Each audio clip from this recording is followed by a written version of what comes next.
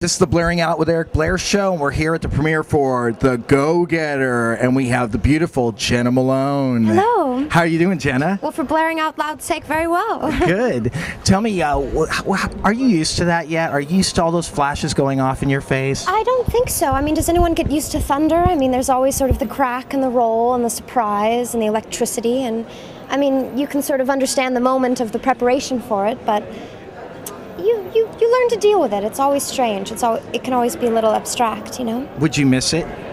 I don't think I've ever yearned for it. I think it's a strange thing, you know? It's standing naked in the middle of a really crazy wind shower, you know, and it can be intense. But no, you appreciate what it is and what it does, and that, you know, this is modern commerce in a way of this is how you sort of tell people about what's happening with your film, and you know, a lot of people are very image oriented in how they seek films and knowledge, and people Google things online, and there's things written, and there always has to be a photo that's associated with every written word, and so the photo becomes almost as important as what the person is saying about it. So I don't know, I see the value in it, you know. That's how clothes are sold, from those photos. Yeah, clothes and wishes and dreams and spells, you know, and films and nothing at all, actually.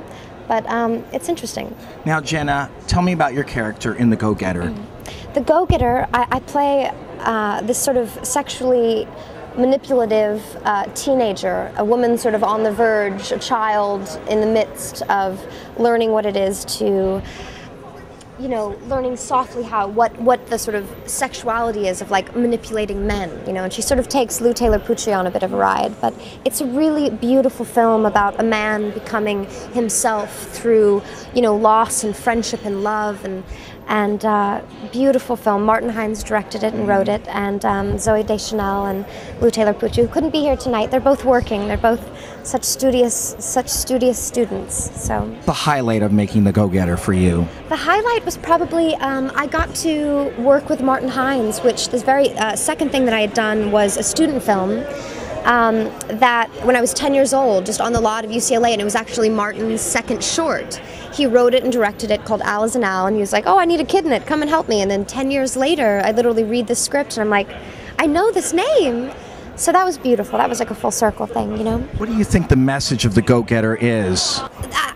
I don't believe in sort of wrapping up films into messages, but for me, it's a beautiful film that I would want to see to sort of take me somewhere that I hadn't been before, you know? You've just started your own label. There was an Old Woman Records, and you have your new band called The Shoe. Yeah. Who technically created The Shoe? Oh, well, you know, God created The Shoe. Vibration created The Shoe. I mean, it's nothing I control. It's something I'm just sort of allowing to be presented through me. So. But isn't it this all-encompassing box with all these instruments? Yeah, it's a little thing I just sort of dreamt up and wanted to build, and it built itself, and it's a beautiful thing.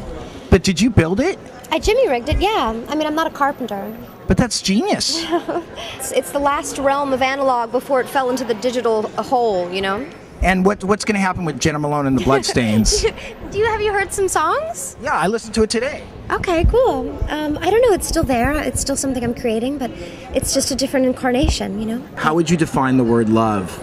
Oh, this moment.